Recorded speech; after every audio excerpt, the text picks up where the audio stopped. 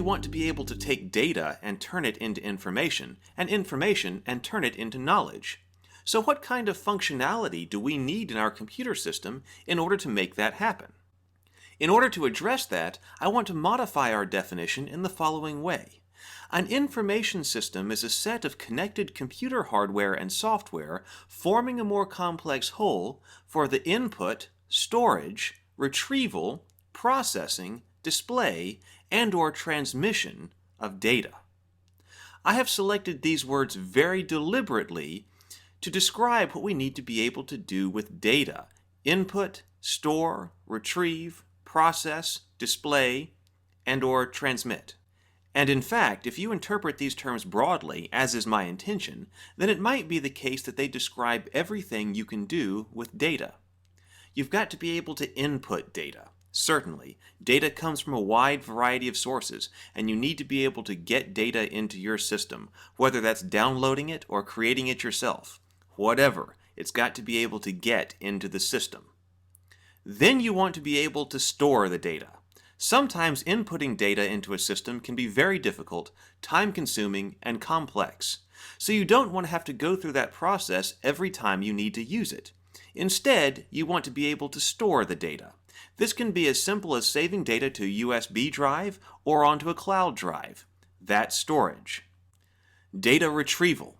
This is a very important one. Once you've input the data and stored it someplace, you want to be able to reload it into the system. Storage and retrieval go hand in hand. Display. This could be a rich graphical display or a very bare-bones textual display, but in some form or fashion the system needs to be able to allow the user to view the data or otherwise report on what the characteristics of the data are. This can be very important for checking the quality of the data and many other purposes. Next is processing. This one is huge, and especially if you understand it broadly like I'm intending. We want to be able to process data. We want to be able to manipulate the data in some systematic way. In fact, I wondered if I should use the word manipulate here rather than process, but I think if you're taking the terms as broadly as I intend, either could work. In the last section, we just got through saying that raw data can be very unstructured, difficult to understand, and not easily interpreted, so you've got to process that data in some way in order to get something meaningful from it. The processing or manipulation of data in systematic ways is the key to geographic information systems. In fact, learning how to process data in order to get value out of it is the real core concern of much of my instruction in geographic information systems, especially after exposure to some basic foundational material. And it's actually the central focus of my second semester GIS course. Very, very rarely will you sit down with data and instantly be able to know exactly what it is you need to know. Instead, you're going to have to do something to that data in order to pull out what information you are looking for. Therefore, it becomes extremely important to learn all of the different ways that we can process geographic information so that we can extract value from it. Finally, I have transmission.